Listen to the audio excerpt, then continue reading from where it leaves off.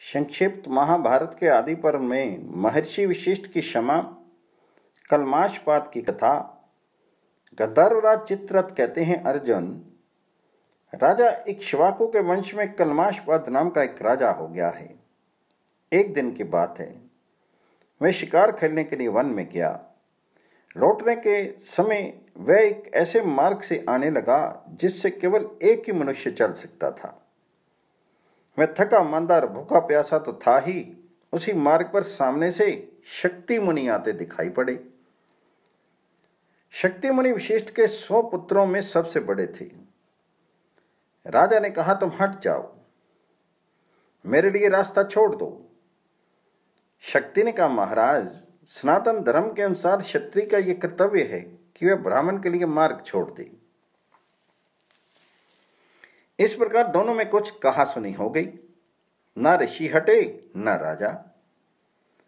राजा के हाथ में चाबुक था, उन्होंने बिना सोचे विचारे ऋषि पर चला दिया।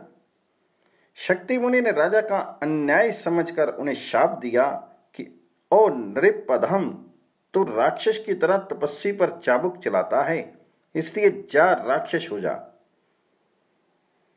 राजा राक्षस भाव क्रांत हो गया। उसने कहा, तुमने मुझे अयोग्य शाप दिया है, इसलिए लो, मैं तुमसे भी अपना राक्षसपना प्रारंभ करता हूं। इसके बाद कलमाशपात शक्ति मुनि को मारकर तुरंत खा गया। केवल शक्ति मुनि को ही नहीं, वशिष्ठ के जितने पुत्र थे सभी को उसने खा लिया। शक्ति और वशिष्ठ दूसरे पुत्रों के भक्षण से कलमाश का राक्षसपना तो कारण था ही, इसके सिवा विश्वामित्र ने भी पहले द्वेष का स्मरण करके किंकर नाम के राक्षस को आज्ञा दी थी कि वह कलमाशपात में प्रवेश कर जाए, जिसके कारण वह ऐसे नीच कर्म में प्रवृत्त हुआ। वशिष्ठ जी को यह बात मालूम हुई। उन्होंने जाना कि इसमें विश्वामित्र की प्रेरणा है, फिर भी उन्होंने अपने शोक के वेग को वैसे ही धारण कर लिया जैसे पर्वतराज सुमेरु पृथ्वी को। उन्होंने प्रतिकार की सामर्थ्य होने पर भी उनसे किसी प्रकार का बदला नहीं लिया। एक बार महर्षि वशिष्ठ अपने आश्रम पर लौट रहे थे। इसी समय ऐसे जान पड़ा मानो उसके पीछे पीछे कोई षडंग वेदों का अध्ययन करता हुआ चलता है। वशिष्ठ ने पूछा, मेरे पीछे पीछे कौन चल रहा है? आवाज आई, मैं आपकी पुत्र वधू शक्ति पत्नी अदृश्यंती हूं। वशिष्ठ बोले, बेटी, मेरे पुत्र शक्ति के समान स्वर से सांग वेदों का अध्ययन कौन कर रहा है? अदृश्यंती ने कहा, आपका पुत्र मेरे गर्भ में है। वे 12 वर्ष से गर्भ में ही वेद अध्ययन कर रहा है। यह सुनकर वशिष्ठ मुनि को बड़ी प्रसन्नता हुई। उन्होंने सोचा, अच्छी बात है, मेरी वंश परंपरा का उच्छेद नहीं हुआ। यही सब सोचते हुए लौट ही रहे थे कि एक निर्जन वन में कलमाशपात से उनकी भेंट हो गई। कलमाशपात विश्वामित्र के द्वारा प्रेरित उग्र राक्षस से आविष्ट होकर वशिष्ठ मुनि को खा जाने के लिए दौड़ा। उस क्रूरकर्मा राक्षस को देखकर अदृश्यंती डर गई और कहने लगी, भगवान, देखिए देखिए, ये हाथ में सूखा काठ लिए भयंकर राक्षस दौड़ा आ रहा है, आप इससे मेरी रक्षा कीजिए। वशिष्ठ ने कहा, बेटी, डरो मत, ये राक्षस नहीं, कलमाशपात है। ये कहकर महर्षि वशिष्ठ ने हुंकार से ही उसे रोक दिया। इसके बाद उन्होंने जल को हाथ में लेकर मंत्र से अभिमंत्रित किया और कलमाशपात के ऊपर डाला। वह तुरंत शाप से मुक्त हो गया। 12 वर्ष के बाद आज वह शाप से छूटा। उसका तेज बढ़ गया, वह होश में आया और हाथ जोड़कर श्रेष्ठ महर्षि वशिष्ठ से कहने लगा, महाराज, मैं सुदास का पुत्र कलमाशपात आपका यजमान हूं, आज्ञा कीजिए, मैं आपकी क्या सेवा करूं? वशिष्ठ जी ने कहा, यह सब बात तो भैया समय समय की है। अब जाओ, तुम अपने राज्य की देखभाल करो। हाँ, इतना ध्यान रखना कि कभी किसी ब्राह्मण का अपमान नहीं हो। राजा ने प्रतिज्ञा की, महाभाग्यवान ऋषि श्रेष्ठ, मैं आपकी आज्ञा का पालन करूंगा, कभी ब्राह्मणों का तिरस्कार नहीं करूंगा, उनका प्रेम से सत्कार करूंगा। क्षमाशील महर्षि वशिष्ठ, इसी पुत्र घाती राजा के साथ अयोध्या में आए और अपने कृपा प्रसाद से उसे पुत्रवान बनाया। इधर वशिष्ठ के आश्रम पर अदृश्यंती के गर्भ से पराशर का जन्म हुआ। स्वयं भगवान वशिष्ठ ने पराशर के जात कर्म आदि संस्कार कराए। धर्मात्मा पराशर वशिष्ठ मुनि को भी अपना पिता समझते थे और पिताजी पिताजी कहकर पुकारते थे। एक दिन अदृश्यंती ने बतलाया कि ये तुम्हारे पिता नहीं दादा हैं। इसी प्रसंग में पराशर जी को यह भी मालूम हुआ कि मेरे पिता को राक्षस ने खा डाला। यह सुनकर उनके चित्त में बड़ा दुख हुआ और उन्होंने सब राजाओं पर विजय प्राप्त करने का निश्चय किया। महर्षि वशिष्ठ ने प्राचीन कथाएं कहकर उन्हें समझाया और आज्ञा की कि तुम्हारा कल्याण इसी में है, तुम क्षमा करो, किसी को पराजित मत करो। तुम्हें मालूम ही है इन राजाओं की जगत में कितनी आवश्यकता है। वशिष्ठ के समझाने बुझाने से पराशर ने राजाओं को पराजित करने का निश्चय तो छोड़ दिया, परंतु राक्षसों के विनाश के लिए घोर यज्ञ प्रारंभ किया। उस यज्ञ से जब राक्षसों का नाश होने लगा तब महर्षि प्लस और वशिष्ठ ने उन्हें समझाया, पराशर, क्षमा ही परम धर्म है। तुम्हारे सभी पूर्वज क्षमा की मूर्ति हैं। मनुष्य तो यों ही किसी की मृत्यु का निमित्त बन जाता है। तुम ये भयंकर क्रोध त्याग दो। ऋषियों की आज्ञा से पराशर ने भी क्षमा स्वीकार की और अपने यज्ञग्नि को हिमाचल में छोड़ दिया। वे आग अब भी राक्षस वृक्ष और पत्थरों को जलाती फिरती है। वैशंपायन जी कहते हैं, जन्मेजय, गंधर्वराज के मुख से पुरोहित की महिमा और प्रसंगवश महर्षि वशिष्ठ की क्षमाशीलता सुनकर अर्जुन ने कहा, गंधर्वराज, तुम तो सब कुछ जानते हो, यह बतलाओ कि हम लोगों के योग्य वेदज्ञ पुरोहित कौन होगा। तो गंधर्व ने कहा, अर्जुन, इसी वन के उत्कोचक तीर्थ में देवल के छोटे भाई धौम्य तपस्या कर रहे हैं। आप लोगों की इच्छा हो तो उन्हें पुरोहित बना ले। इसके बाद अर्जुन ने गंधर्वराज की विधि पूर्वक आग्नेय अस्त्र दिया और प्रसन्नता से कहा, गंधर्व रत्न, तुम जो घोड़े देना चाहते हो वे अभी तुम्हारे ही पास रहें, समय आने पर हम उन्हें ले लेंगे। इस प्रकार आपस में एक दूसरे का सत्कार करके गंधर्व और पांडव भक्ति भगीरथी के रमणीय तट से अभीष्ट स्थान की ओर चल पड़े। पांडवों ने उत्कोचक तीर्थ से में धौम्य मुनि के आश्रम पर जाकर उनसे पुरोहित बनने की प्रार्थना की। धौम्य ने कंद मूल फल से पांडवों का स्वागत किया और पुरोहित बनना स्वीकार कर लिया। इससे पांडवों को इतनी प्रसन्नता हुई और उन्हें ऐसा मालूम हुआ कि मानो सारी संपत्ति और राज्य मिल गया। उन्हें इस बात का पक्का विश्वास हो गया कि अब संबर में द्रौपदी हमें ही मिलेगी। पांडव स्नात हो गए। धौम्य मुनि को भी ऐसा दिखने लगा कि इन धर्मात्मा वीरों को इनकी विचारशीलता, शक्ति और उत्साह के फलस्वरूप शीघ्र ही राज्य की प्राप्ति होगी। मंगलाचार के अनंतर पांडवों ने द्रौपदी के संबर के लिए यात्रा की। संक्षिप्त महाभारत में आदि पर्व में द्रौपदी संबर। वैशंपायन जी कहते हैं, जन्मेजय, जब नररत्न पांडव अपनी माता के साथ राजा द्रुपद के श्रेष्ठ देश उनकी पुत्री द्रौपदी और उनके संबर महोत्सव को देखने के लिए रवाना हुए, तब उन्हें मार्ग में एक साथ ही बहुत से ब्राह्मणों के दर्शन हुए। ब्राह्मणों ने पांडवों से पूछा कि आप लोग कहाँ से चलकर किस स्थान को जा रहे हैं। युधिष्ठिर ने उत्तर दिया, पूजनीय ब्राह्मणों, हम सब भाई एक साथ ही रहते हैं और इस समय एक चक्रा नगरी से आ रहे हैं। ब्राह्मणों ने कहा, आप लोग आज ही पांचाल देश के राजा द्रुपद की राजधानी में चलिए। वहाँ संबर का बहुत बड़ा उत्सव होने वाला है। हम भी वहीं चल रहे हैं। आइए हम लोग साथ साथ चलें। युधिष्ठिर ने उनकी बात स्वीकार कर ली। सब लोग एक साथ ही चलने लगे। कुछ आगे चलने पर उन्हें महर्षि वेद व्यास जी के दर्शन हुए। रास्ते में बहुत से हरे भरे जंगल और खिले कमलों से शोभायमान सरोवर देखते हुए तथा स्थान स्थान पर विश्राम करते हुए सब लोग आगे बढ़ने लगे। साथियों को पांडवों के पवित्र चरित्र, मधुर स्वभाव, मीठी वाणी और श्रद्धाशीलता से बहुत प्रसन्नता हुई। जब पांडवों ने देखा कि द्रुपद नगर निकट आ गया है और उनकी चारदीवारी स्पष्ट दिख रही है, तब उन्होंने एक कुम्हार के घर डेरा डाल दिया। वे उनके घर रहकर ब्राह्मणों के समान भिक्षावृत्ति से अपना जीवन निर्वाह करने लगे। किसी भी नागरिक को यह बात मालूम नहीं है कि ये पांडु पुत्र हैं। राजा द्रुपद के मन में इस बात की बड़ी लालसा थी कि मेरी पुत्री द्रौपदी का वाक किसी न किसी प्रकार अर्जुन के साथ हो, परंतु उन्होंने अपना यह विचार किसी पर प्रकट नहीं किया। अर्जुन को पहचानने के लिए उन्होंने एक ऐसा धनुष बनवाया जो किसी दूसरे से झुक नहीं सके। इसके अतिरिक्त उन्होंने आकाश में एक ऐसा यंत्र टंगवा दिया जो चक्कर काटता रहता था। उसी के ऊपर भेदने का लक्ष्य रखा गया। द्रौपद ने घोषणा कर दी कि जब वीर रत्न इस धनुष पर डोरी चढ़ाकर इन सजे हुए बाणों से घूमने वाले यंत्र के छिद्र में से लक्ष्य भेद करेगा, वही मेरी पुत्री को प्राप्त करेगा। संबर का मंडप नगर के ईशान कोण में एक समतल और सुंदर स्थान पर बनवाया गया था। उसके चारों ओर बड़े बड़े महल, प्रकोटे, खाइयां और फाटक बने हुए थे।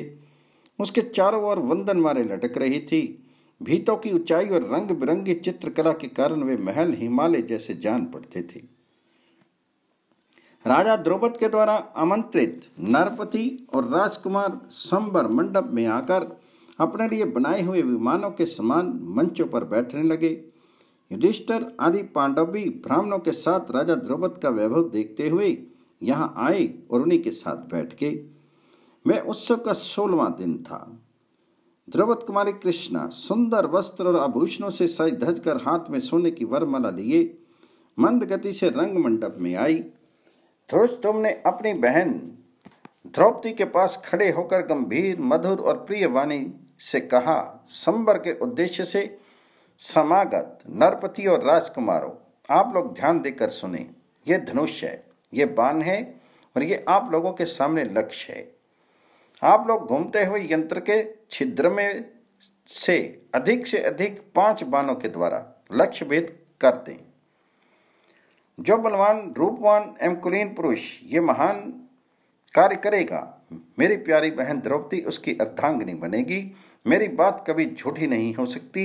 ये घोषणा करने के अनंतर धृष्टुम्न ने द्रौपदी की ओर देखकर कहा, बहन देखो, धृतराष्ट्र के बलवान पुत्र दुर्योधन, दुर्विषय, दुर्मुख, दुष्प्रदर्शन, विवंशी, विकर्ण, दुशासन, युयुत्सु आदि वीरवर कर्ण को साथ लेकर तुम्हारे लिए यहाँ आए हैं। बड़े बड़े यशस्वी और कुलीन नरपति, जिसमें शकुनी, वृषक, बृहद्वल और आदि प्रधान हैं, संबर में तुम्हें पाने के लिए यहाँ आए हैं।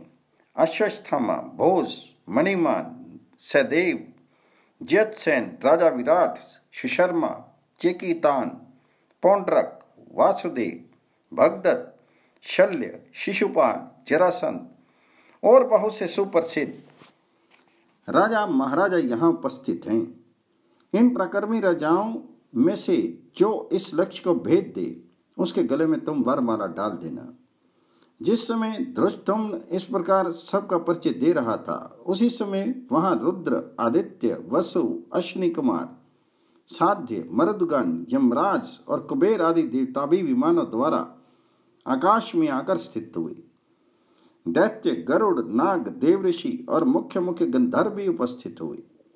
वसुदेव नंदन बलराम जी, भगवान श्री कृष्ण, प्रधान यदुवंशी और अन्य बहुत से महान भाव संबर महोत्सव देखने के लिए वहां पर आए हुए थे।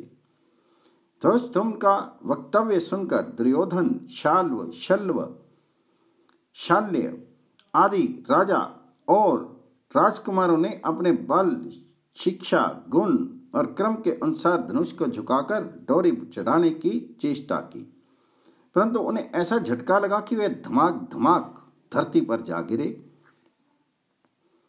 बेहोशी के कारण उनका उत्साह तो टूट ही गया, साथ ही उनके मुकुट और हार भी गिर पड़े।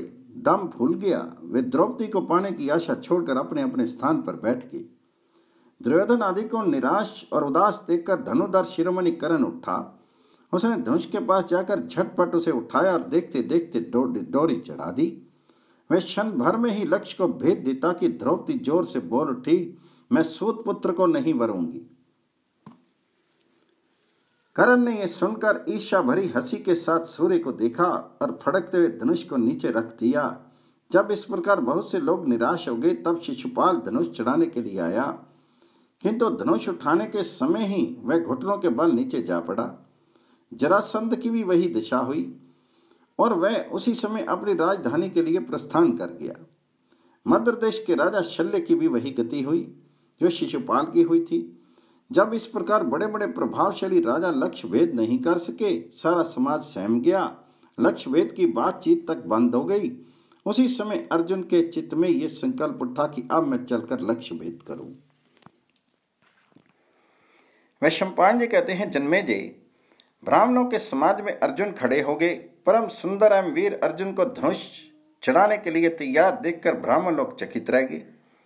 कोई सोचने लगा, कहीं ये हमारी हंसी ना करा दे, कहीं राजा लोग इसी के कारण ब्राह्मणों से द्वेष ना करने लगे।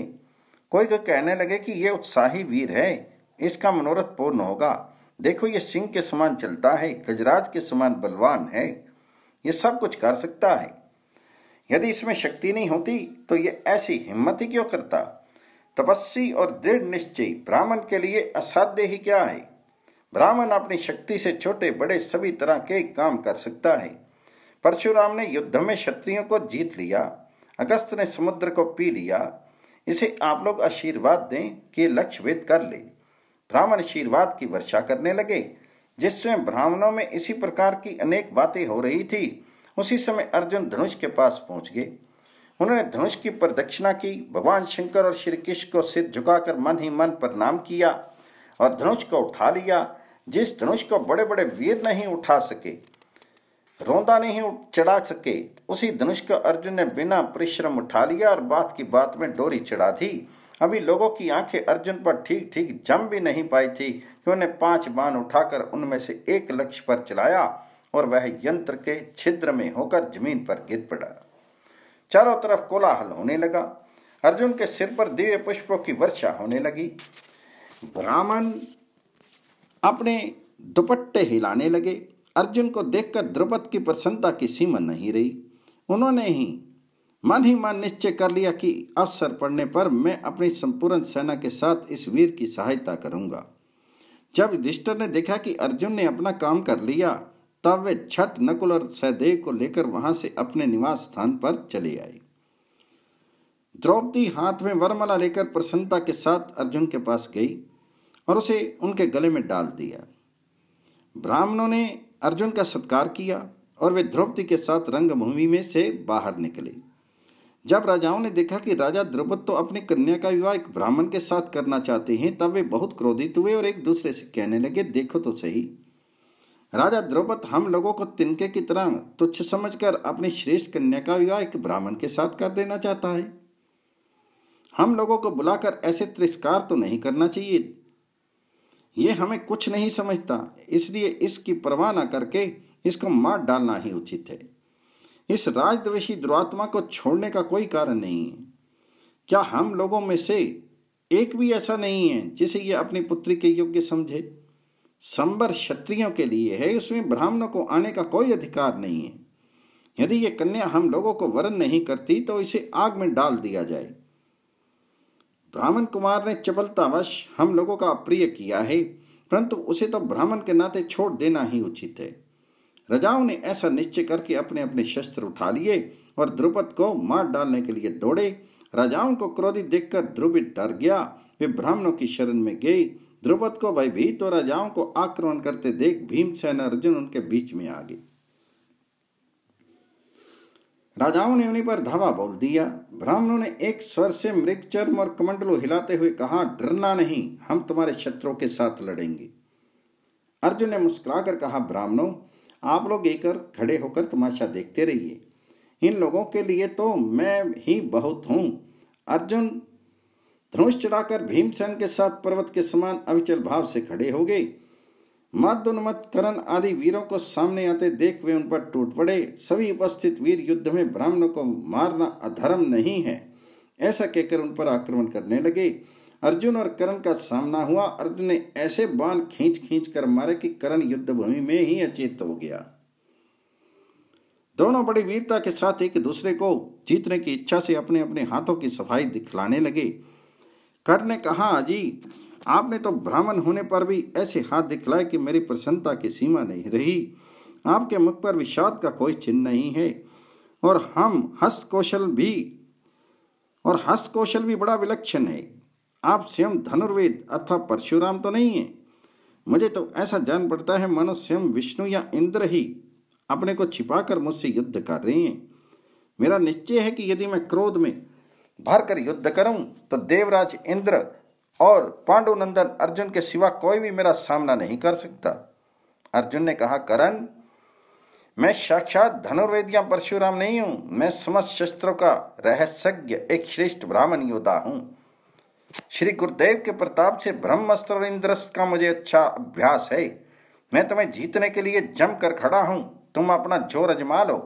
महारथी कर्ण ब्रह्मास्त्र विशारद प्रतिद्वंदी को अजय समझकर युद्ध से स्वयं हट गया।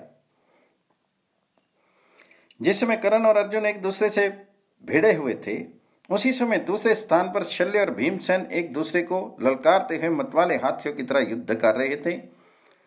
आगे खींचकर, पीछे झोंककर एक दूसरे को गिराने का प्रयत्न करते और तरह तरह के दांव करके घोंसों की चोट करते। पत्थरों के टकराने की तरह दोनों के शीर चटपटा रहे थे। 2 घड़ी तक लड़ भिड़कर भीमसेन ने शल्य को धरती पर गिरा दिया। सभी ब्राह्मण हंसने लगे। भीमसेन का ये काम और भी आश्चर्यजनक रहा कि उन्हें अपने शत्रु को धरती पर गिराकर भी उसे मारा नहीं। इस प्रकार जब भीमसेन ने शल्य को पछाड़ दिया और कर्ण भी युद्ध से हट गया, तब सभी लोग सशंक हो गए। सर्वसम्मति से युद्ध बंद कर दिया गया। भगवान श्री कृष्ण ने पहले ही पहचान लिया था कि ये तो पांडव हैं, इसलिए उन्होंने सब राजाओं को बड़ी नम्रता के साथ समझाया कि इस व्यक्ति ने धर्म के अनुसार द्रौपदी को प्राप्त किया, इसलिए इससे युद्ध करना उचित नहीं है। भगवान श्री कृष्ण के समझाने बुझाने और भीमसेन के पराक्रम से विस्मित होकर सब लोग युद्ध बंद करके अपने अपने निवास स्थान को लौट गए। धीरे धीरे भीड़ छटने लगी। भीमसेन और अर्जुन ब्राह्मणों से गिरे हुए द्रौपदी के साथ लेकर अपने निवास स्थान कुमार के घर की ओर चले। भिक्षा लेकर लौटने का समय बीत चुका था। माता कुंती अपने पुत्रों के समय पर न लौटने से तरह तरह की आशंकाएं कर रही थी। माता के स्नेह में हृदय का ये स्वभाव ही है कि वह एक बार सोचती कि कहीं दुर्योधन आदि धृतराष्ट्र के पुत्रों ने उनका कुछ अनिष्ट नहीं कर दिया, कहीं राक्षसों से तो मुठभेड़ नहीं हो गई। उसी समय तीसरे पहर भीमसेन और अर्जुन द्रौपदी को साथ लिए कुमार के घर आए। वैशंपायन जी कहते हैं, जन्मेजय, भीमसेन और अर्जुन ने द्रौपदी के साथ कुमार के घर में प्रवेश करके अपनी माता से कहा कि माँ, आज हम लोग ये भिक्षा लाए हैं। माता कुंती इसमें घर के भीतर थी। उन्होंने अपने पुत्रों और भिक्षा को देखे बिना ही कह दिया कि बेटा, पांचों भाई मिलकर इसका उपभोग करो। बाहर निकलकर जब कुंती ने देखा कि ये तो साधारण भिक्षा नहीं, राजकुमारी द्रौपदी है, तब तो उन्हें बड़ा पश्चाताप हुआ। वे कहने लगी, हाय हाय, मैंने क्या कह दिया। वे तुरंत द्रौपदी का हाथ पकड़कर युधिष्ठिर के पास ले गई और बोली, बेटा, जब भीमसेन और अर्जुन इस राजकुमारी द्रौपदी को लेकर भीतर आए, तब मैंने बिना देखे ही कह दिया कि तुम सब लोग मिलकर इसका उपभोग करो। मैंने आज तक कभी कोई बात झूठी नहीं कही है। अब तुम कोई ऐसा उपाय बताओ जिससे द्रौपदी को तो अधर्म ना हो और मेरी बात झूठी भी ना हो। युधिष्ठिर ने क्षण भर विचार करके माता कुंती को ऐसा ही करने का आश्वासन दिया और अर्जुन को बुलाकर कहा, भाई, तुमने मर्यादा के अनुसार द्रौपदी को प्राप्त किया है। आप विधि पूर्वक अग्नि प्रज्वलित करके उसका पानी ग्रहण करो। अर्जुन ने कहा, भाई जी, आप मुझे अधर्म का भागी मत बनाइए। सत्पुरुषों ने कभी ऐसा आचरण नहीं किया है। पहले आप, तब भीमसेन, तदंतर मैं विवाह करूंगा, फिर मेरे बाद नकुल और सहदेव का विवाह हो। इसलिए इस राजकुमारी का विवाह तो आपके साथ ही होना चाहिए। साथ ही यह भी निवेदन है कि आप अपनी बुद्धि से धर्म, यज्ञ और हित के लिए जैसा करना उचित समय वैसी आज्ञा दें। हम लोग आपके आज्ञाकारी हैं। सभी पांडव अर्जुन का प्रेम और ममता से भरा वचन सुनकर द्रौपदी को देखने लगे। उस समय द्रौपदी भी उन्हीं लोगों की ओर देख रही थी। द्रौपदी के सौंदर्य, माधुर्य और सुशील्य से मुग्ध होकर पांचों भाई एक दूसरे की ओर देखने लगे। उनके मन में द्रौपदी बस गई। युधिष्ठिर ने अपने भाइयों की मुख आकृति से उनके मन का भाव जानकर और महिषी व्यास के वचनों का स्मरण करके निश्चय पूर्वक कहा कि द्रौपदी हम सब भाइयों की पत्नी होगी। इससे सभी भाइयों को बड़ी प्रसन्नता हुई। वे अपने मन में इसी बात पर विचार करने लगे। भगवान श्री कृष्ण ने स्वयंवर में ही पांडवों को पहचान लिया था। अब वे बड़े भाई बलराम जी के साथ पांडवों के निवास स्थान पर आ गए। उन्हें वहां पांचों भाइयों को देखकर पहले धर्मराज युधिष्ठिर के चरणों का स्पर्श किया और अपने अपने नाम बतलाए। पांडवों ने बड़े प्रेम से उनका स्वागत सत्कार किया। दोनों भाइयों ने अपनी बुआ कुंती के चरणों में प्रणाम किया। युधिष्ठिर ने भगवान श्री कृष्ण से कुशल प्रश्न के अनंतर पूछा कि भगवान, हम लोग तो यहाँ छिपकर रह रहे हैं, आपने हमें कैसे पहचान लिया? तो भगवान श्री कृष्ण ने हंसते कहा, महाराज, क्या लोग छिपी हुई आग को नहीं ढूंढ लेते? आज भीमसेन और अर्जुन ने जिस प्रकर्म का परिचय दिया है वह पांडवों के अतिरिक्त और किसमें संभव है? ये बड़े सौभाग्य और आनंद की बात है कि दुर्योधन और उसके मंत्री प्रोचन की अभिलाषा पूरी नहीं हुई। आप लोग लाक्षा भवन की आग से बच निकले, आपके संकल्प पूर्ण हो, आपका निश्चय सार्थक हो। अब हम लोग यहाँ अधिक देर तक रहेंगे तो लोगों को पता चल जाएगा, इसलिए हम लोगों को अपने डेरे पर जाने की अनुमति दीजिए। युधिष्ठिर की अनुमति से भगवान श्री कृष्ण और बलदेव उसी समय लौट गए। जिस समय भीमसेन और अर्जुन द्रौपदी को साथ लेकर कुमार के घर जा रहे थे, उस समय राजकुमार धृष्टद्युम्न छिपकर उनके पीछे पीछे चलने लगा था। उसने सब और अपने कर्मचारियों को नियुक्त कर दिया और स्वयं सजग होकर पांडवों के पास ही बैठा रहा। वे पांडवों के सब काम बड़ी सावधानी से देख रहा था। चारों भाइयों ने भिक्षा लाकर अपने बड़े भाई युधिष्ठिर के सामने रख दी। कुंती ने द्रौपदी से कहा, कल्याणी, पहले तुम इस भिक्षा में से देवताओं का अंश निकालो, ब्राह्मणों को भिक्षा दो, आश्रितों को बांटो, बचे हुए अन्न का आधा भीमसेन को दे दो, आधे में छेद से करके हम लोग खा ले। साधी द्रौपदी ने अपनी सास की आज्ञा से किसी प्रकार की शंका किए बिना प्रसन्नता से उसका पालन किया। भोजन के पश्चात सबके लिए कुशासन बिछाया। सबने अपने अपने मृग चरम बिछाए और धरती पर ही पड़ रहे। पांडवों ने अपना सराहना दक्षिण दिशा में किया। सिर की ओर माता कुंती और पैरों की ओर राजकुमारी द्रौपदी सोई। सोते समय वे लोग आपस में रथ, हाथी, तलवार, गदा आदि की ऐसी विचित्र विचित्र बातें कर रहे थे मानो कोई सैन्य अधिकारी हो। संक्षिप्त महाभारत के आदि पर्व में धृष्टद्युम्न और द्रुपद की बातचीत, पांडवों की परीक्षा और परिचय। वैशंपायन जी कहते हैं, जन्मे जी, धृष्टद्युम्न पांडवों के इतना निकट बैठा हुआ था कि वह उनकी बातें तो सुन नहीं रहा था, द्रौपदी को देख भी रहा था। उसके कर्मचारी भी उसके साथ ही थे। वहाँ की सब बात देख सुनकर वह अपने पिता द्रुपद के पास पहुंचा। द्रुपद उस समय कुछ चिंतित हो रहे थे। उन्होंने अपने पुत्र धृष्टद्युम्न को देखते ही पूछा, बेटा, द्रौपदी कहाँ गई? उसे ले जाने वाले कौन हैं? मेरी कन्या किसी श्रेष्ठ क्षत्रिय अथवा ब्राह्मण के हाथ में ही पड़ी है ना? कहीं किसी वैश्य या शूद्र को तो नहीं मिल गई? क्या ही अच्छा होता यदि मेरी सौभाग्यवती पुत्री नर रत्न अर्जुन को प्राप्त हुई होती। तो धृष्टद्युम्न ने कहा, पिताजी, जिस कृष्ण मृग चरमधारी परम सुंदर नवयुवक ने लक्ष्य भेद किया था वह बड़ा ही फुर्तीला और वीर है, इसमें संदेह नहीं है। जिस समय वह बहन द्रौपदी को साथ लेकर ब्राह्मणों और राजाओं के बीच में से निकला, उस समय उसके मुख पर किसी प्रकार के संकोच का भाव नहीं था। उसकी ढिठाई देखकर राजा लोग क्रोध में जल भुन उठे और उन पर आक्रमण कर बैठे। उनके साथी पुरुष ने देखते ही देखते एक विशाल वृक्ष उखाड़ लिया और उससे राजाओं का संहार प्रारंभ किया। कोई राजा उनका बाल तक बांका नहीं कर सका। वे दोनों मेरी बहन को लेकर नगर के बाहर कुम्हार के घर गई। वहाँ एक अग्नि के समान तेजस्विनी स्त्री बैठी थी। अश्वी वह उनकी माता होगी। उनके पास और भी 3 परम सुंदर नवयुवक बैठे हुए थे। उन्हें न अपनी माता के चरणों में प्रणाम करके द्रौपदी को प्रणाम करने की आज्ञा दी और अपनी माता के पास उसे रख कर आज भाई भिक्षा मांगने चले गए। भिक्षा लेकर लौटने पर द्रौपदी ने माता के आज्ञा अनुसार देवता, ब्राह्मण आदि को दिया। उन लोगों को परोसा और स्वयं खाया। द्रौपदी उनके पैरों की ओर सोई। सभी लोग कुश और मृगचरम बिछाकर धरती पर ही सो रहे थे। सोते समय वे लोग आपस में जो बातचीत कर रहे थे वे ब्राह्मणों, वैश्यों या शूद्रों जैसी नहीं थी। वह सीधे युद्ध से संबंध रखती थी और वैसी बातें कुलीन क्षत्रिय ही किया करते हैं।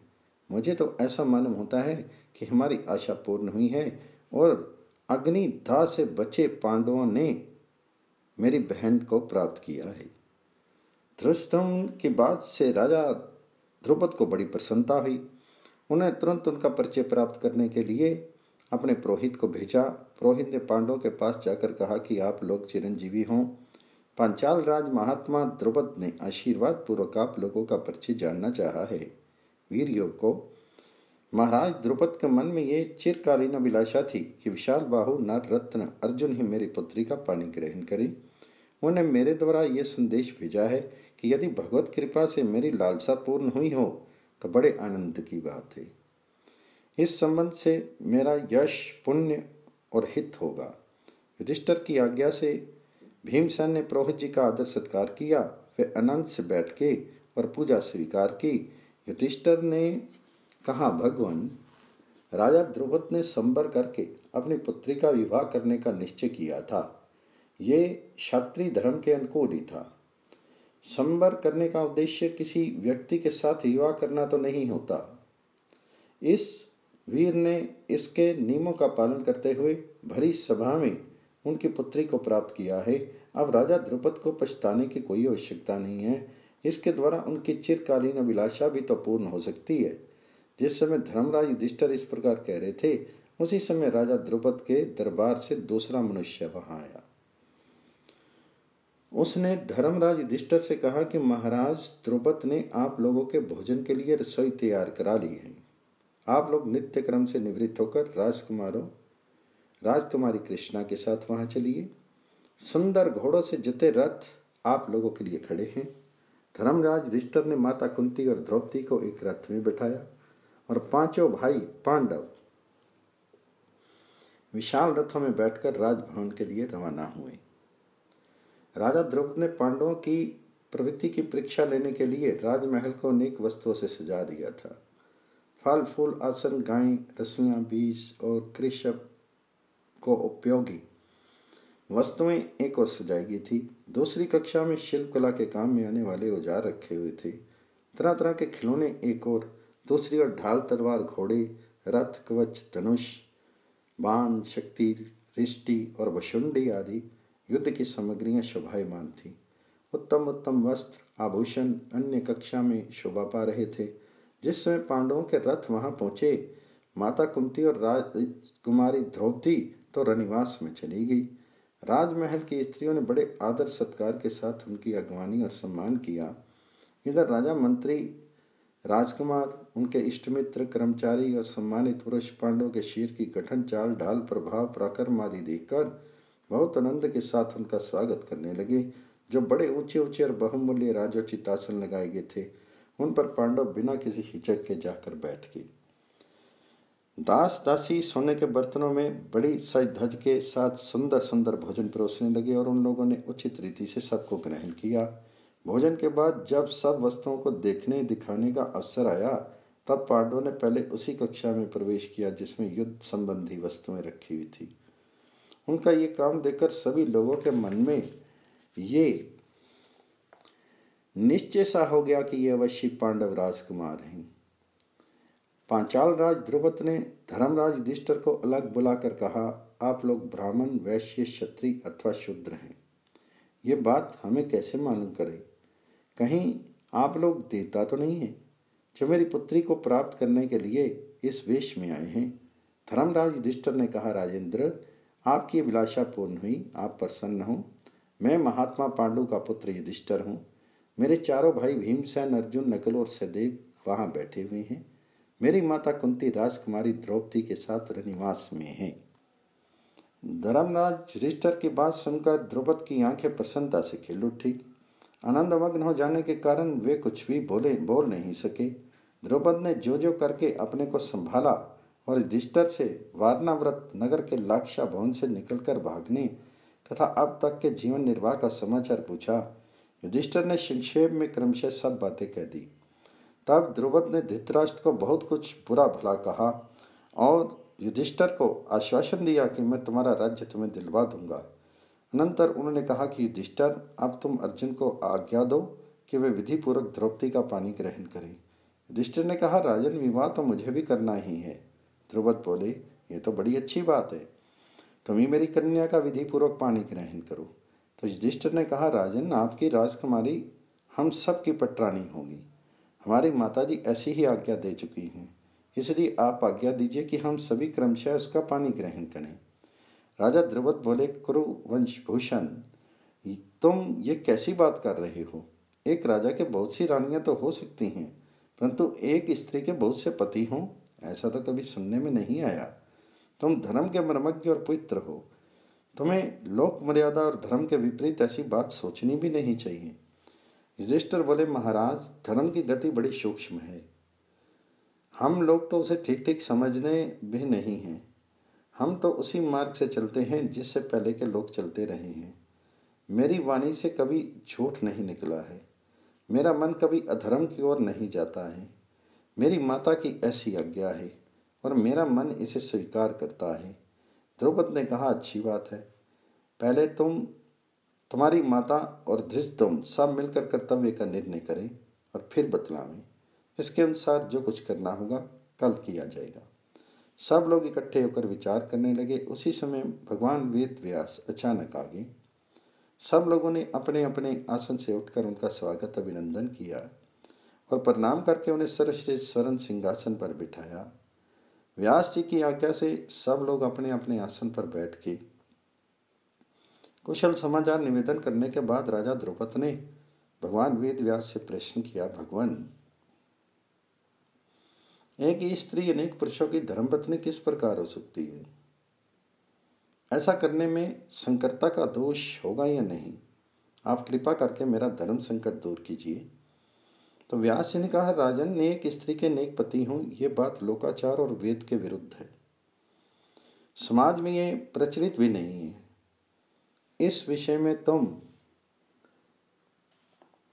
लोगों ने क्या क्या सोच रखा है, पहले अपना मत सुनाओ। द्रुपद ने कहा, भगवान, मैं तो ऐसा समझता हूं कि ऐसा करना अधर्म है। लोकाचार, वेदाचार और सदाचार के विपरीत होने के कारण एक स्त्री बहुत पुरुषों की पत्नी नहीं हो सकती।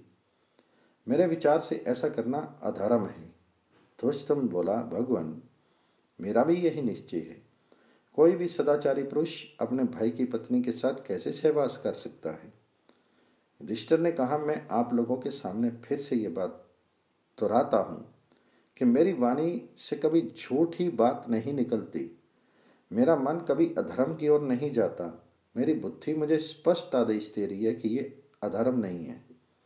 शास्त्रों में गुरुजनों के वचन को ही धर्म कहा गया है और माता गुरुजनों में सर्वश्रेष्ठ है। माता ने हमें यह आज्ञा दी है कि तुम लोग भिक्षा की तरह इसका मिलजुल कर उपभोग करो। मेरी दृष्टि में तो वैसा करना धर्म ही जचता है। कुंती ने कहा, मेरा बेटा युधिष्ठिर बड़ा धार्मिक है, उसने जो कुछ कहा है बात वैसी ही है। मुझे अपनी वाणी मिथ्या होने का भय है, इसलिए आप लोग बताइए कि आप ऐसा कौन सा उपाय है जिससे मैं असत्य से बच जाऊं। व्यास जी ने कहा, कल्याणी, इसमें संदेह नहीं कि असत्य से तुम्हारी रक्षा हो जाएगी। द्रुपद, राजा युधिष्ठिर जो कुछ कह रहे हैं वह धर्म के प्रतिकूल नहीं, अनुकूल ही है, परंतु इस बात का रहस्य मैं आपके सबके सामने नहीं बतला सकता, इसलिए तुम मेरे साथ एकांत में चलो। ऐसा कहकर व्यास जी उठ गए और राजा द्रुपद का हाथ पकड़कर एकांत में ले गए। धृष्टुम्न आदि उनकी बात देखते हुए वहीं बैठे रहे। व्यास जी ने द्रुपद को एकांत में ले जाकर द्रौपदी के पहले 2 जन्मों की कथा सुनाई और यह बतलाया कि भगवान शंकर के वरदान के कारण ये 5 ही द्रौपदी के पति होंगे। इसके बाद उन्होंने कहा, द्रुपद, मैं प्रसन्नतापूर्वक तुम्हें दिव्य दृष्टि देता हूँ। इसके द्वारा तुम इन पांडवों के पूर्व जन्म के शीर को देखो। द्रुपद ने भगवान वेदव्यास जी के कृपा प्रसाद से दिव्य दृष्टि प्राप्त करके देखा कि 5 पांडव के दिव्य रूप चमक रहे हैं।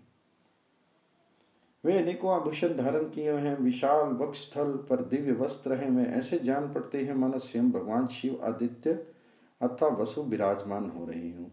साथ ही उन्होंने यह भी देखा कि उनकी पुत्री द्रौपदी दिव्य रूप से चंद्रकला अथवा अग्निकला के समान दीप्यमान हो रही है, मानो उनके रूप में भगवान की दिव्य माया ही प्रकाशित हो रही है। वह रूप, तेज और कीर्ति के कारण पांडवों के श्रद्धा अनुरूप दिख रही थी। ये झांकी देखकर द्रौपद को बड़ी प्रसन्नता हुई। आश्चर्यचकित होकर उन्होंने व्यास जी के चरण पकड़ लिए, बोल उठे, धन्य है, धन्य है। आपकी कृपा से ऐसा अनुभव होना कुछ विचित्र नहीं है। राजा द्रौपद ने आगे कहा, भगवान, मैंने आपके मुख से जब तक अपनी कन्या के पूर्व जन्म की बात नहीं सुनी थी और ये विचित्र दृश्य नहीं देखा था, तभी तक मैं युधिष्ठिर की बात का विरोध कर रहा था। परंतु विधाता का ऐसा ही विधान है, तब उसे कौन टाल सकता है। आपकी जैसी आज्ञा है वैसा ही किया जाएगा। भगवान शंकर ने जैसा वर दिया है, चाहे वह धर्म हो या अधर्म, वैसा ही होना चाहिए। अब इससे मेरा कोई अपराध नहीं समझा जाएगा, इसलिए पांचों पांडव प्रसन्नता के साथ द्रौपदी का पानी ग्रहण करें, क्योंकि द्रौपदी पांचों भाइयों की पत्नी के रूप में प्रकट हुई है। संक्षिप्त महाभारत के आदि पर्व में पांडवों को राज्य देने के संबंध में कौरवों का विचार और निर्णय।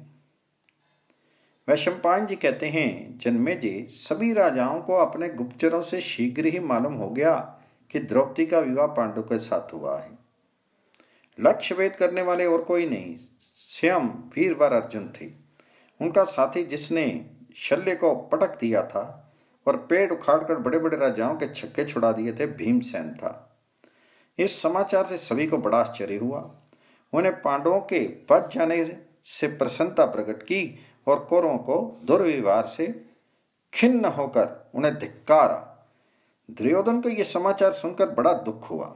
वह अपने साथी अश्वत्थामा, शकुनी, कर्ण आदि के साथ द्रुपद की राजधानी से हस्तिनापुर के लिए लौट पड़ा। दुशासन ने दुर्योधन से धीमे स्वर से कहा, भाई जी, अब मैं ऐसा समझ रहा हूं कि भगवान भाग्य ही बलवान है, प्रयत्न से कुछ नहीं होता। तभी तो पांडव अब तक जी रहे हैं। उस समय सभी कौरव दीन और निराश हो रहे थे। उनके हस्तिनापुर पहुंचने पर वहां का सब समाचार सुनकर विदुर जी को बड़ी प्रसन्नता हुई। वे उसी समय धृतराष्ट्र के पास जाकर बोले, महाराज, धन्य है, धन्य है, कुरुवंशियों की अभिवृद्धि हो रही है।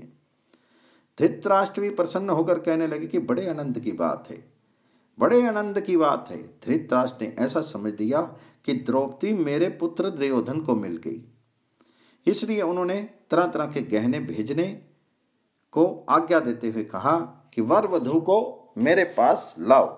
तो विदुर ने बतलाया कि द्रौपदी का विवाह पांडवों के साथ हुआ है और वह बड़े आनंद से द्रुपद की राजधानी में निवास कर रहे हैं।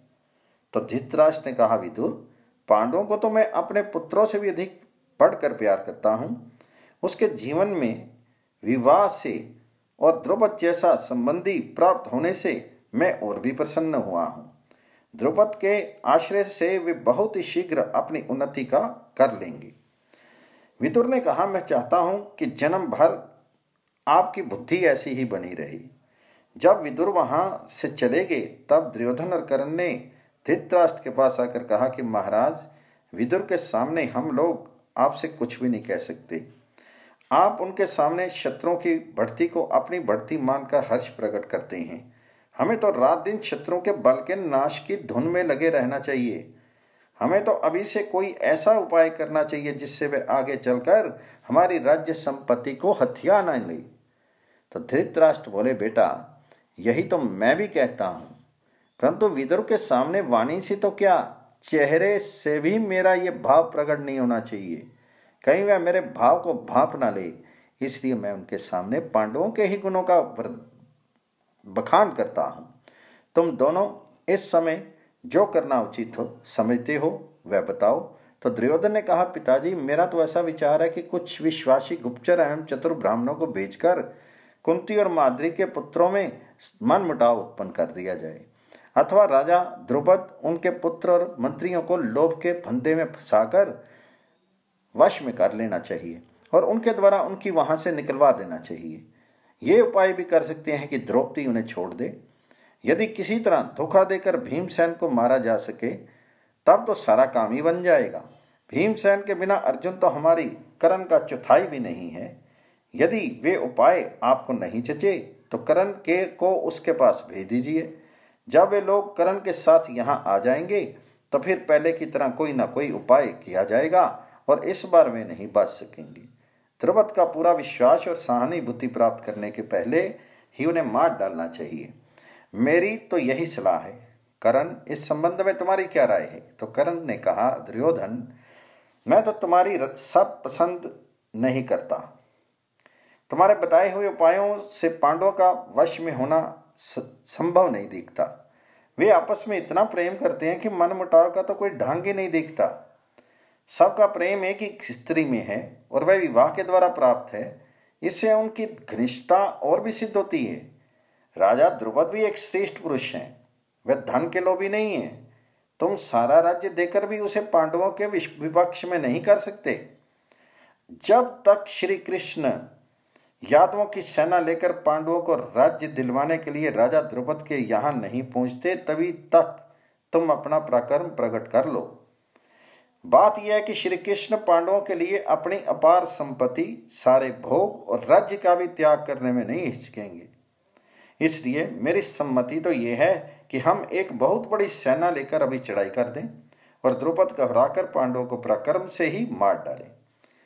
क्योंकि पांडव साम, दान और भेद नीति से वश में नहीं किए जा सकते। उन वीरों को केवल वीरता से ही मार डालना चाहिए। धृतराष्ट्र ने कहा, बेटा कर्ण, तुम शस्त्र अस्त्र कुशल तो हो ही, नीति कुशल भी हो। जो कुछ तुमने कहा है वह तुम्हारे अनुरूप है। परंतु मेरा विचार है कि आचार्य द्रोण, भीष्म पितामह, विदुर और तुम दोनों सब मिलकर इस संबंध में फिर विचार कर लो और ऐसा उपाय निकालो जिससे परिणाम में सुख मिले। राजा धृतराष्ट्र ने भीष्म पितामह आदि को बुलाया। सब लोग गुप्त स्थान में बैठकर विचार करने लगे। भीष्म पितामह ने कहा, मुझे पांडवों के साथ वैर विरोध करना पसंद नहीं है। मेरे लिए धृतराष्ट्र और पांडु तथा दोनों के लड़के एक से हैं। मैं सबसे एक सा प्यार करता हूँ। जैसा मेरा धर्म है पांडवों की रक्षा करना, वैसे ही तुम लोगों का भी है। मैं पांडवों से झगड़ा करने का समर्थन नहीं कर सकता। तुम उनके साथ मेल मिलाप का वर्ताव करो और उसका आधा राज्य दे दो। जैसे तुम इस राज्य को अपने बाप दादाओं का समझते हो, वैसे ही ये उनके बाप दादाओं का भी है। दुर्योधन, यदि ये राज्य पांडवों को नहीं मिलेगा तो तुम या भारतवंश का कोई भी पुरुष अपने को उस राज्य का स्वत्व अधिकारी कैसे कह सकेगा? तुम जो अभी राजा बन बैठे हो वह धर्म के विपरीत है। तुमसे भी पहले वे राज्य के अधिकारी हैं।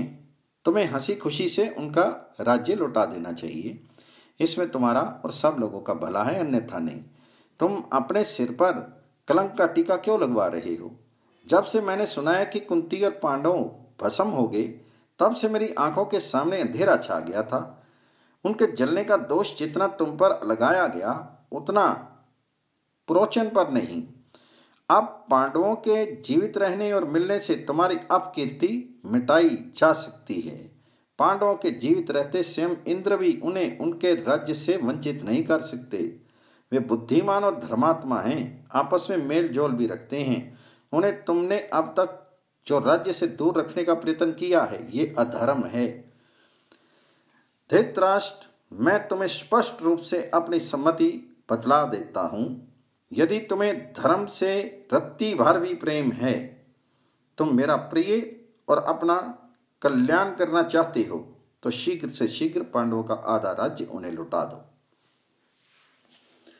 द्रोणाचार्य ने कहा, धृतराष्ट्र, मित्रों का यही धर्म है कि जब उनसे कोई सलाह पूछी जाए तो वे धर्म, अर्थ और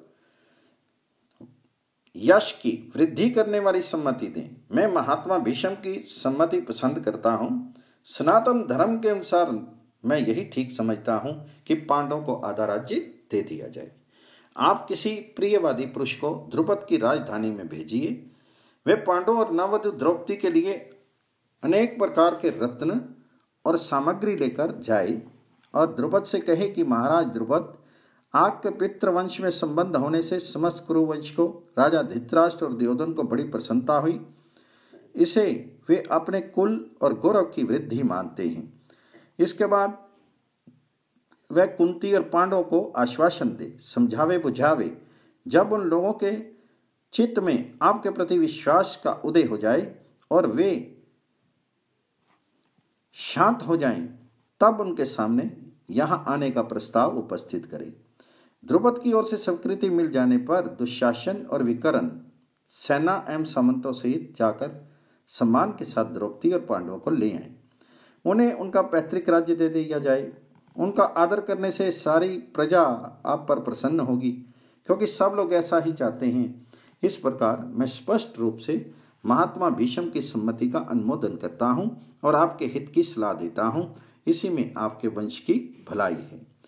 भीष्म पितामह और द्रोणाचार्य की बात सुनकर कर्ण जल भुन रहा था। उसने कहा कि महाराज, पितामह भीष्म और आचार्य द्रोण आपके द्वारा सब प्रकार से सम्मानित और सत्कृत हैं। आप प्रायः इससे अपने हित की सलाह लेते हैं। यदि विधाता ने आपके भाग्य में राज्य लिखा है तो सारे संसार के शत्रु हो जाने पर भी वह आपके हाथ से नहीं छीन सकता। यदि कोई अपने हृदय के भाव को छिपाकर बुरे इरादे से अमंगल को मंगल बतावे तो समझदार पुरुष को उसका कहा नहीं मानना चाहिए। स्वयं आप बुद्धिमान हैं। मंत्रियों की सलाह अच्छी है या बुरी, इसका निर्णय आप स्वयं कीजिए, क्योंकि आप अपना हित और अहित तो भली भांति समझते ही हैं। द्रोणाचार्य ने कहा कि अरे कर्ण, मैं तेरी दुष्टता समझ रहा हूं। तेरा हृदय दुर्भाव से परिपूर्ण है, तो पांडवों का अनिष्ट करने के लिए हमारी सलाह को अनिष्टकारणी बतला रहा है। मैंने अपनी समझ से कुरुवंश की रक्षा और हित की बात कही है। यदि हमारी सलाह से कुरुवंश का हित तीक पड़ता हो तो तुझे जिसमें हित दिखे वही कह। मैं कह ही देता हूं कि हमारी सलाह न मानने से शीघ्र कुरुवंश का विनाश हो जाएगा। तो विदुर ने कहा, महाराज, हितैषी बंधु बांधवों का यह कर्तव्य है कि वे निसंकोच आपके हित की बात कह दें, परंतु आप किसी की बात सुनना भी तो नहीं चाहते। इससे उनकी बात को हृदय में स्थान नहीं देती। पिता में भीष्म और आचार्य द्रोण ने बहुत ही प्रिय हितकर बात कही है, परंतु आपने अभी उन्हें कहाँ स्वीकार किया। मैंने खूब सोच समझकर देख लिया है कि भीष्म और द्रोण से बढ़कर आपका कोई मित्र नहीं है। ये दोनों महापुरुष अवस्था, बुद्धि और शास्त्र ज्ञान आदि सभी बातों में सबसे बड़े चढ़े हैं। इनके हृदय में आपके और पांडु के पुत्रों के प्रति समान स्नेह भाव है। बाएं हाथ से भी बाण चलाने वाले अर्जुन को तो क्या, स्वयं इंद्र भी युद्ध में नहीं जीत सकता। माँ बाहु भीम, जिनकी भुजाओं में 10,000 हाथियों का बल है, उसको देवता लोग भी युद्ध में कैसे जीत सकते हैं। रन बांकने नकुल सहदेव अथवा धैर्य, दया, क्षमा, सत्य और पराक्रम के मूर्तिमान विग्रह धर्मराज युधिष्ठिर को ही युद्ध में के द्वारा किस प्रकार हराया जा सकता है। आपको समझ लेना चाहिए कि पांडवों के पक्ष में स्वयं श्री बलराम जी और सात्यकी हैं। भगवान श्री कृष्ण उनके सलाहकार हैं। बलवान एवं असंख्य यदुर्वंशी उनके लिए प्राणों की बाजी लगाने को तैयार हैं। यदि युद्ध हुआ तो पांडवे को विजय निश्चित है। यदि मान ली भी लें कि आपका पक्ष निर्बल नहीं है, फिर भी जो काम मेल जोल से निकल सकता है उसे झगड़ा बखेड़ा करके संदेश पद बना देना कहाँ की बुद्धिमानी है। जब से प्रजा को यह मालूम हुई कि पांडव जीवित हैं, तब से सभी अनागरिक उनके दर्शन के लिए उत्सुक हो गए हैं। इसमें पांडवों के विरुद्ध कोई काम करने से राज्य विपल्लव हो जाएगा। आप पहले अपनी प्रजा को प्रसन्न कीजिए। दुर्योधन, कर्ण और शकुनी आदि अधर्मी और दुष्ट हैं। इनकी समझ अभी तक कच्ची है। इनकी बात मत मानिए। मैंने आपको पहले ही सूचित कर दिया था कि दुर्योधन के अपराध से सारी प्रजा का सत्यानाश हो जाएगा। धृतराष्ट्र ने कहा, विदुर, भीष्म पितामह एवं आचार्य दोनों बड़े ही बुद्धिमान एवं ऋषि तुल्य हैं। इनकी सलाह मेरे परम हित की है। तुमने भी जो कुछ कहा है उसे मैं स्वीकार करता हूँ। युधिष्ठिर, यदि पांचों पांडव जैसे पांडु के पुत्र हैं वैसे मेरे भी हैं। मेरे पुत्रों की तरह ही राज्य पर उनका भी अधिकार है। तुम पांचाल देश में जाओ, राजा द्रुपद की अनुमति से कुंती, द्रौपदी और पांडवों को सत्कार पूर्वक यहाँ ले आओ। धृतराष्ट्र की आज्ञा से विदुर ने द्रुपद की राजधानी के लिए प्रस्थान किया। वैशंपायन जी कहते हैं, जन्मेजय, महात्मा विदुर रथ पर सवार होकर पांडवों के पास राजा द्रुपद की राजधानी में गए। विदुर जी द्रुपद, पांडव एवं द्रौपदी के लिए तरह तरह के रत्न और उपहार अपने साथ ले गए थे। वे पहले नियम के अनुसार राजा द्रुपद से मिले। उन्होंने विदुर का बड़ा सत्कार किया। कुशल प्रश्न के अनंतर विदुर श्री कृष्ण और पांडवों से मिले। उन लोगों ने विदुर जी की बड़े प्रेम से आवभगत की। विदुर जी ने धृतराष्ट्र की ओर से बार बार पांडवों का कुशल मंगल पूछा और सबके लिए लाए हुए उपहार अर्पित किए। उपयुक्त अवसर पाकर महात्मा विदुर ने श्री कृष्ण और पांडवों के सामने ही द्रुपद से निवेदन किया कि महाराज, आप लोग कृपा करके मेरी प्रार्थना पर ध्यान दें। महाराज धृतराष्ट्र ने अपने पुत्र और मंत्रियों सहित आपसे कुशल मंगल पूछा है। आपके साथ विवाह संबंध होने से उन्हें अत्यंत प्रसन्नता हुई है। पितामह भीष्म और द्रोणाचार्य ने भी आपकी कुशल जानने के लिए बड़ी उत्सुकता प्रकट की है। इस अवसर पर वे जितने प्रसन्न हैं, उतनी प्रसन्नता उन्हें राज्य लाभ से भी नहीं होती। अब आप पांडवों को हस्तिनापुर भेजने की तैयारी कीजिए। सभी कुरुवंशी पांडवों को देखने के लिए उत्कंठित हो रही हैं। कुरुकुल की नारियां नववधु द्रौपदी को देखने के लिए लालायित हैं। पांडवों को भी अपने देश से चले बहुत दिन हो गए, यह भी वहां जाने के लिए उत्सुक होंगे। आप अब इन लोगों को वहां जाने की आज्ञा दें। आपसे आज्ञा प्राप्त होते ही मैं वहां संदेश भेज दूंगा कि पांडव लोग अपनी माता कुंती के और नववधु द्रौपदी के साथ आनंदपूर्वक हस्तिनापुर के लिए प्रस्थान कर रहे हैं। राजा द्रुपद ने कहा, महात्मा विदुर, आपका कहना ठीक है। कुरुवंशियों से संबंध करके मुझे भी कम प्रसन्नता नहीं हुई है। पांडवों का अपनी राजधानी में जाना तो उचित ही है, परंतु मैं अपनी जबान से ये बात कह नहीं सकता। जाने के लिए कहना मुझे शोभा नहीं देता। युधिष्ठिर ने कहा, महाराज, हम लोग अपने अनुचरों सहित आपके अधीन हैं। आप प्रसन्नता से जो आज्ञा देंगे वही हम करेंगे। भगवान श्री कृष्ण ने कहा, मैं तो ऐसा समझता हूं कि पांडवों को इस समय हस्तिनापुर जाना चाहिए। वैसे राजा द्रुपद समस्त धर्मों के मर्मज्ञ हैं। वे जैसा कहें वैसा करना चाहिए। द्रुपद बोले, पुरुषोत्तम भगवान श्री कृष्ण देश काल का विचार करके जो कुछ कह रहे हैं वही मुझे ठीक जचता है। इसमें संदेह नहीं कि मैं पांडवों से जितना प्रेम करता हूं उतना ही भगवान श्री कृष्ण भी करते हैं। पांडवों की जितनी मंगल कामना श्री कृष्ण करते हैं उतनी स्वयं पांडव भी नहीं करते हैं।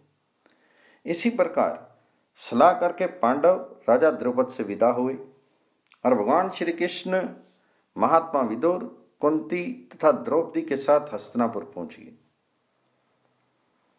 रास्ते में किसी को किसी प्रकार का कष्ट नहीं हुआ। जब राजा धृतराष्ट्र को यह बात मालूम हुई कि वीर पांडव आ रहे हैं, तब उन्होंने उनकी अगवानी के लिए विकर्ण, चित्रसेन और अन्य कौरवों को भेजा।